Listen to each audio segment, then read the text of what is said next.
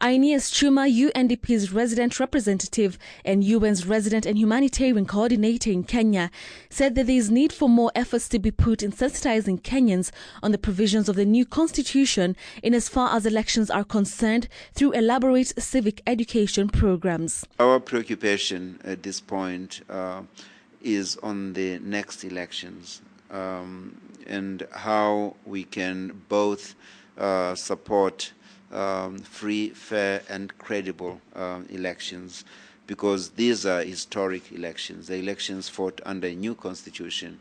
He added that with UNDP's relations with Kenya through numerous projects, especially at the grassroots level, the organization was working to encourage district peace communities where community members will be educated on how to cope with possible emerging tension during and after the elections.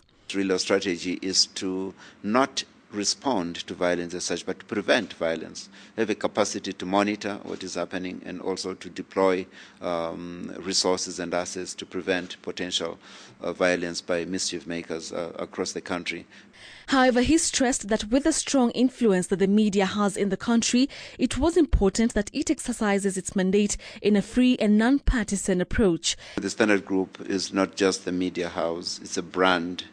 Not just in Kenya, but beyond Kenya's borders. It's a brand of excellence. And we are delighted to be able to visit and pay our respects and above all, review some of the opportunities we've had to work together to promote several dimensions of our work. On his part, Standard Group's Chief Executive Officer Paul Melly reiterated the fact that responsible journalism should be practiced during the elections.